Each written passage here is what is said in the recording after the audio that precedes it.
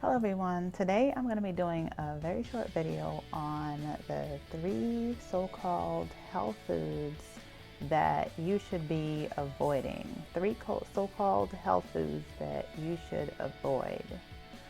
Okay, so first off, I'm going to begin by saying that Americans today consume about 30% more sugar than they did 3 decades ago. So Americans are consuming about 30% more sugar than they previously have been consuming about 30 years ago.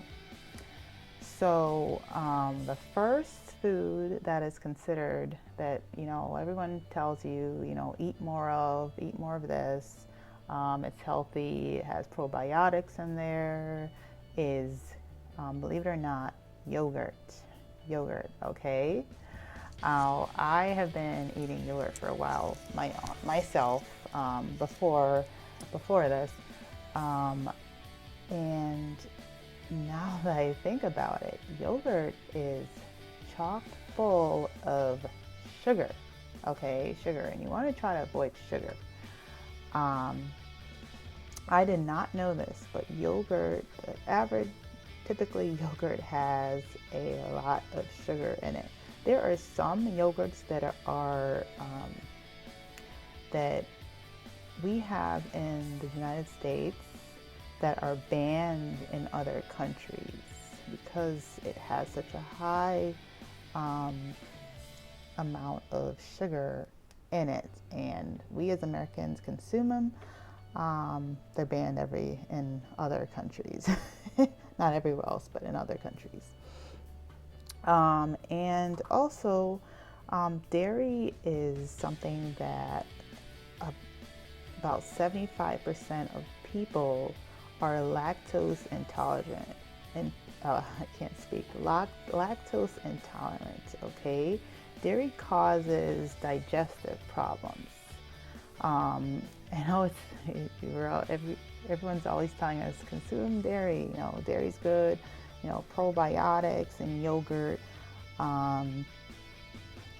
Dairy has been shown to aggravate if you have irritable bowels, it aggravates them even more. Okay, and dairy itself, it contains a lot of things that you want to try to avoid, like pesticides, hormones, antibiotics, and I'm not going to tell you to eat raw, whole organic milk, but if yogurt, dairy contains dairy, typically cow's milk, and you want to try to avoid those things because it contains a lot of additives that you want to try to avoid. The next food that you want to try to eliminate from your diet, which I have fallen victim to as well, because this food has been touted to be, healthy, and you think you're eating it and being, healthier than the norm. However, it is another food that you want to try to avoid. Okay, this is wheat bread. Wheat bread, you want to stay away from wheat bread. Okay, it contains large amounts. The majority of wheat bread contains a large amount of high fructose corn syrup. Okay, high fructose corn syrup. Okay, this high fructose corn syrup forces your brain to eat more.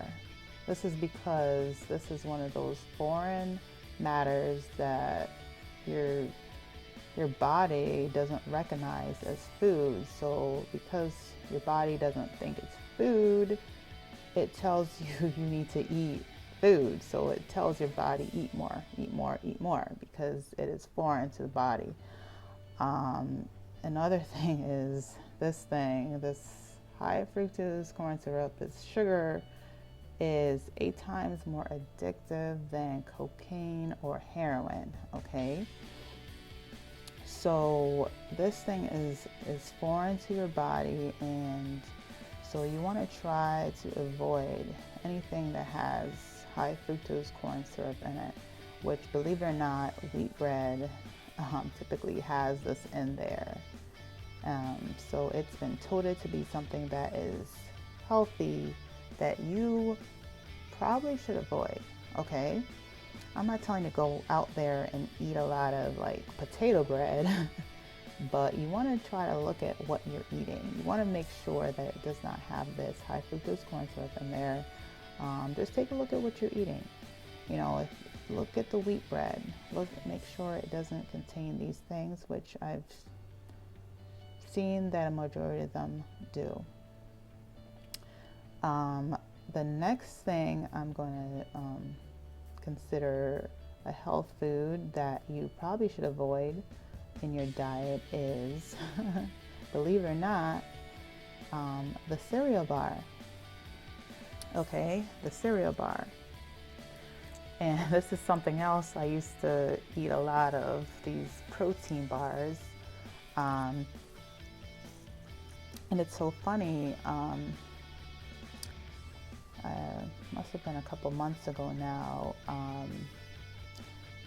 someone at my job brought in Girl Scout cookies, and I had wanted no part of them because trying to be healthy, I'm trying to stay away from sugars and unhealthy foods. And so I said, I'm not going to eat this. I'm going to have this protein bar instead. Something told me, flip over and read the contents of this, okay? I was so shocked to find out that there was more sugar contained in that healthy protein bar than there was in 3 of those Girl Scout cookies. More sugar was contained in my cereal bar than if I was to eat 3 of those Girl Scout cookies, okay? So I was thinking I'm doing myself justice by eating this thing, which I did not. When I realized that that was the last one, I did not eat that one. I just, like, something lit up and I'm like, wait a minute, this is not real. But yeah, it is. And it's unbelievable. Okay, so you want to try to avoid those things. You want to take a look, and it's surprising to me when you flip them over and you take a look at how much sugar is in there. And when you really think about it, a lot of those protein bars, they taste pretty good.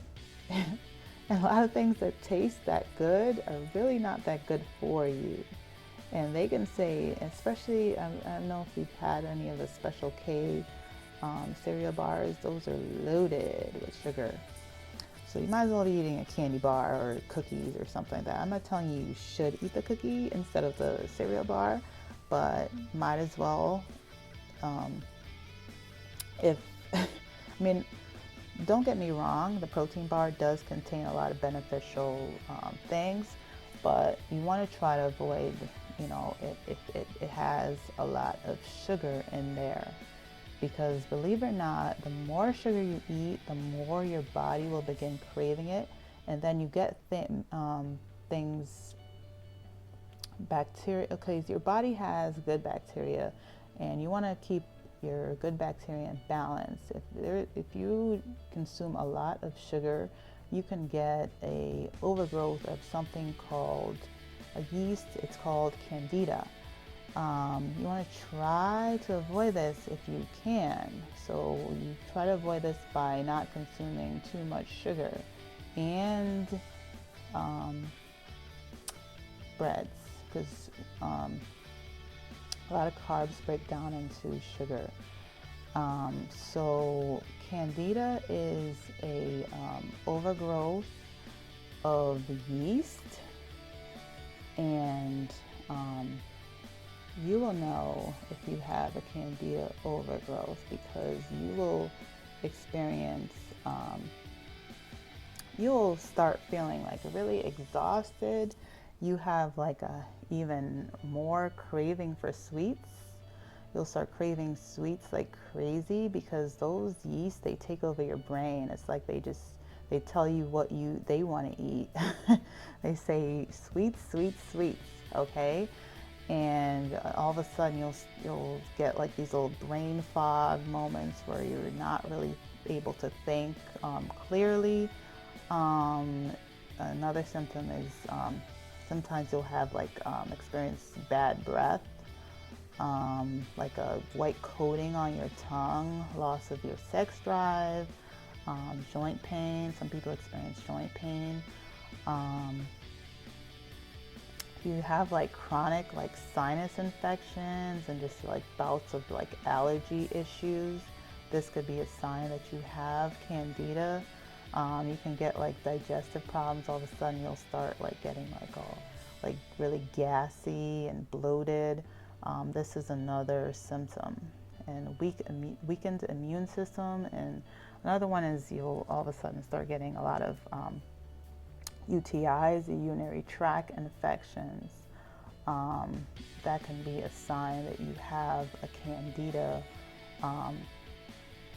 overgrowth. Okay, so this is something that Candida is very tricky, but it's something that you can cure, and if you take a few steps. I've used this in the past. It's called Candy Smart. It's by Renew Life, and it's actually two different, they have two different things to take in here, and it has like it's like a tincture, two different tinctures, and one is a tincture and one, I'm sorry, is a capsule, and it's like a two-part, and you take two of these twice a day for 15 days. If you have a really bad Candida overgrowth, you want to take this not at the full dose for a little bit. You want to ramp it up very slowly, because if you have a really bad Candida overgrowth, you will feel very sick if you begin taking this, because it's a very strong medicine.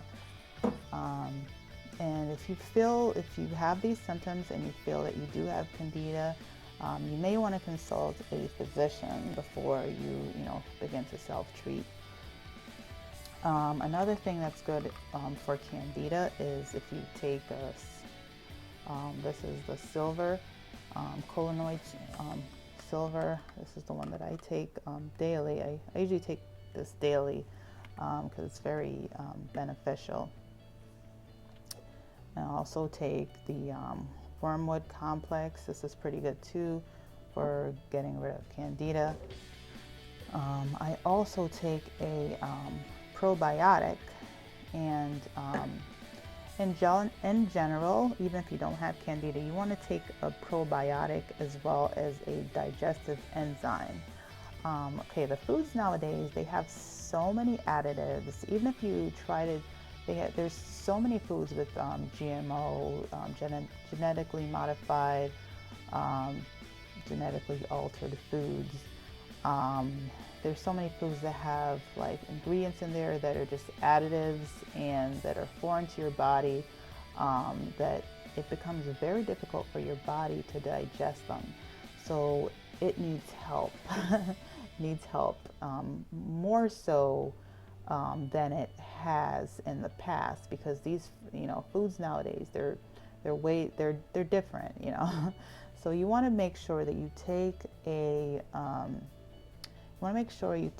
digestive enzyme, and make sure that it has in there like a lipase, amylase, and bromalane. So those three things. I like the Rainbow Light. I really like this. The Renew Life has a really good probiotic as well. but I take a 1-a-day rainbow light, and it has in there the digestive enzymes and probiotics. Now, if you have a Candida overgrowth, you want to make sure that you take a probiotic on top of this is just a multivitamin. So you want to make sure you also take a probiotic. But this, like if you just have, these are all the ingredients here, but if you just have just in general, you want to make sure you take like a digestive enzyme along with a probiotic. And you can find that in a 1-a-day. I know Rainbow Light has a few of them that I found to be very helpful for me. That's all I have to share for you for today. It's just a short video. The research I did on those three, those are the ones I found most astounding, that they were touting to be, health foods.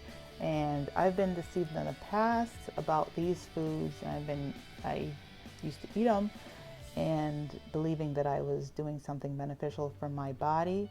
And now, looking back at it now, in retrospect, those were not beneficial. So I'm hoping that someone benefited from that video in some way. Thank you for watching my video.